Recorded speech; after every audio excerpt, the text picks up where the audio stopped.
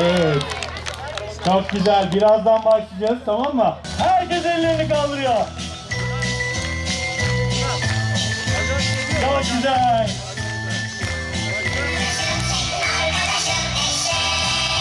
Ahtapot.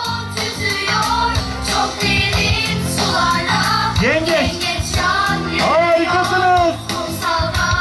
Çok güzel. Evet, harikasınız. Temassız oyun şenliğine hepiniz hoş geldiniz.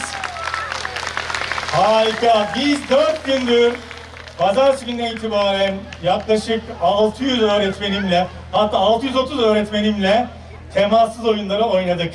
Şimdi bu oyunları sizlerle buluşturma vakti. Tam 630 öğrencimiz, öğretmenimiz bu eğitimleri aldı. Bu eğitimi alan öğretmenlerimiz kendi okullarında diğer öğretmen arkadaşlarımıza da anlatacaklar ve Gaziantep'te 31.500 öğretmenimizin tamamı bu eğitimlerden yararlanacak. 600.000 sizin gibi çocuğun tamamına bu eğitimi vereceğiz inşallah. Bütün bu büyük organizasyonda eğitim sürecinden bugüne kadar desteklerini esirgemeyen, hep bizimle olan organizasyonun sahibine, Büyükşehir Belediye Başkanımız Fatma Bakanımıza çok teşekkür ediyorum. Çok güzel bir ortamdayız. Adı çok güzel buranın, Masal Park.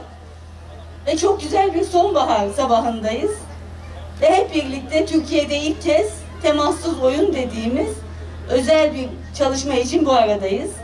Ben emeği geçen müdürümü, çalışma arkadaşlarımı, kıymetli hocalarımı ve katılan siz sevgili çocukların, buna izin veren bilinçli anneleri, babaları sevgi ve saygıyla selamlıyor, hoş geldiniz diyorum.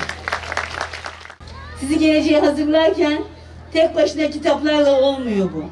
Oyun zihinsel gelişimi sağlıyor. Hocalarım bundan çok daha iyi, benden çok daha iyi bilirler. Oyun deyip geçmemek gerekiyor. Sizi zihinsel olarak vereceğimiz mesajlar, öğrenmeniz gerekenler oyun yöntemiyle, bir eğitim tekniği yöntemiyle kullanabiliyoruz. Aynı zamanda sosyalleştiriyor, hepimiz bir aradayız. Biz büyük bir milletiz. Allah'ın izniyle bu zorlu dönemi el birliği içerisinde atlatacağız. Bu evlatlarımızı en güzel bir şekilde yetiştireceğiz.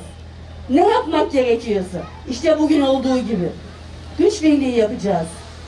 Ekiplerimizle, paydaşlarımızla sımsıkı sarılacağız. Türkiye'deki Gaziantep modelini örnek bir model yapacağız. Sağlıklı bir şehir için, güvenli bir şehir için, çocuklarımızın geleceği için gidecek çok yolumuz var diyor. Rabbim yolumuzu açık etsin. Hepinizi sevgiyle, saygıyla selamlıyor. Bu miniklerin her birinin gözlerinden tek tek öpüyorum. Çok teşekkür ediyorum. Böylesine zorlu günlerde, böylesine sağlık açısından sıkıntılı günlerde, dünyanın bütün ülkelerinde Covid-19 dolayısıyla yaşanan problemli bir dönemde sizleri bir güneş gibi açacak projelerle uğraşıyor olmanız, bunları hayata geçiriyor olmanız gerçekten çok değerli. Temassız oyun konusunu öne çıkardık çünkü oyun bizim en önemli aracımız, oyun bizim eğitimde kullandığımız en güzel metot. O yüzden de oyun vasıtasıyla hijyen kurallarını, oyun vasıtasıyla uzaktan eğitimle ilgili bazı hususları paylaşıyor olmak bizi çok rahatlatıyor. Sizin de böyle bir işe, böyle bir etkinliğe sahip çıkmanız her zaman olduğu gibi bizi çok mutlu etti. Ve başkanım, orada çocuklarımızın mutluluğu, öğretmenlerimizin sevinci ve buluşmanın tadı hepimize gerçekten büyük bir mutluluk veriyor. Ben çok teşekkür ediyorum katkısı olanlara, emeği geçenlere. Hepinizi kutluyorum. Sevgilerimi, saygılarımı sunuyorum.